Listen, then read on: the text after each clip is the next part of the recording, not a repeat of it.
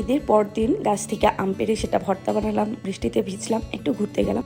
এসব নিয়ে থাকছে আজকের ব্লগ। আসসালামু আলাইকুম, কেমন আছেন সবাই? আশা করি সবাই ভালো আছেন, আমরাও ভালো আছি। তো ঈদের পরদিন সকালবেলায় সানিমের দাদাকে লাগিয়ে দিয়েছে কাজে, মানে উঁচু গাছ থেকে আম পাড়তে। গাছটা এত উঁচু যে মই বড় একটা লাঠি তা দিয়েও আম পাড়া সম্ভব হচ্ছিল না। গাছে এই আমটার রং হলুদ হয়ে গিয়েছে, আর সবার চোখে পড়ছিল আর বলছিল যে গাছের সব আম নাকি পেকে গেছে, পেরে ফেলতে হবে। আমরাও সব আমগুলোই পেরে নিচ্ছিলাম, আর দেখছি শুধু ওই একটা আমই পেকেছে, বাকি আমগুলোর এখনো অবস্থা কাঁচাই। তাই সেই আমগুলো দিয়ে একটু আম ভর্তা বানিয়েছিলাম। এর মধ্যেই শুরু হয়ে গেছে ঝুম বৃষ্টি।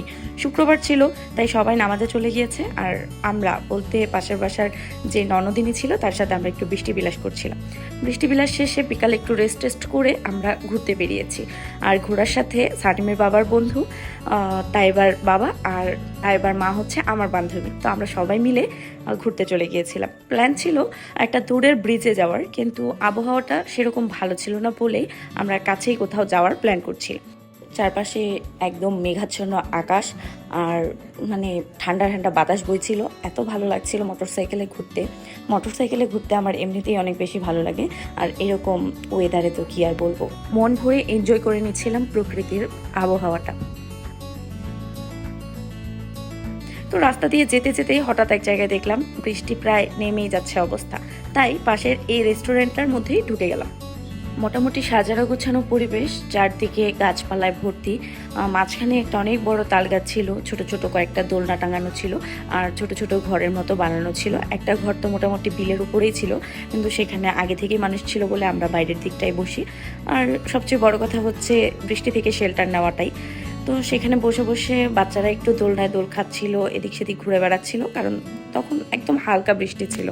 তারপর যখন একটু জোরে বৃষ্টি আসলো, আমরা সবাই মিলে এই ছাউনিটার নিচে বসেছিলাম, আর ছাউনির নিচে বসে খাবার অর্ডার করেছিলাম। ঝালমুড়ি, যত সম্ভব এটার নাম ছিল ডিম মুড়ি আর ভেলপুরি। তো অর্ডার করার কিছুক্ষণ পর তারা খাবার দিয়ে যায়। খাবারটা দেখতে যতটা সুন্দর, খেতে ততটাই বাজে ছিল, মানে কোনো মুড়িটাও একটু মজা ছিল না, ভেলপুরি তো তারা বানাতেই জানে না, মানে কি যে একটা অবস্থা। তারপরও আমরা সবটুকুই খেয়ে ফেলেছি, কারণ সবাই একটু একটু করে খেতে খেতে শেষই হয়ে গিয়েছে। তো অবশেষে বাচ্চাদের সরিয়ে আমি একটু দোলনায় দোল খেয়ে নিচ্ছিলাম, আর চারপাশটা ঘুরে ঘুরে দেখছিলাম। তার মধ্যে সন্ধ্যা প্রায় হয়ে এসেছে, তাই সব লাইটগুলো জ্বালিয়ে দিচ্ছিল।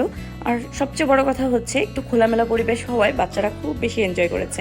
তারা তাদের মতো দোলনায় দুলেছে, হাসি খেলায় মেতেছিল বলেই আমাদের ভালো লেগেছে। ঈদ মানেই আনন্দ, আর এখন বাচ্চাদের আনন্দ মানেই আমাদের আনন্দ। আর কোরবানির ঈদে তো মাংস কাটাকাটিতেই সবাই ব্যস্ত ছিল, ঈদের দিন আর তেমন ঘোরাঘুরি হয়নি, তাই বাচ্চাদের মনটা একটু খারাপই ছিল। আর আজকের ঘোরাঘুরিতে তাদের একদম মনটাই ফ্রেশ হয়ে গেল, সাথে আমাদেরও। আর প্রকৃতি তো সবারই পছন্দ, তাই না? প্রকৃতির মাঝে একটু সময় নিজেকে দেওয়া, নিজের মতো করে সময় কাটাতে পারা, আমি অনেক কিছু মনে করি। এই ছিল আজকের ব্লগ। প্রকৃতি, পরিবেশ সব কিছু মিলিয়ে ঈদের ঘোরাঘুরি এভাবেই শেষ করে ফেলেছি।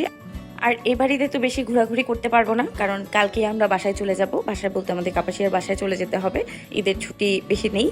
তো এই ছিল আমাদের আজকের ব্লগ। কেমন লাগলো অবশ্যই কমেন্ট করে জানাবেন, ভালো লাগলে একটা লাইক কমেন্টের আশায় থাকলাম। এই তো, সবাই ভালো থাকবেন, আমাদের জন্য দোয়া করবেন। আল্লাহ হাফেজ।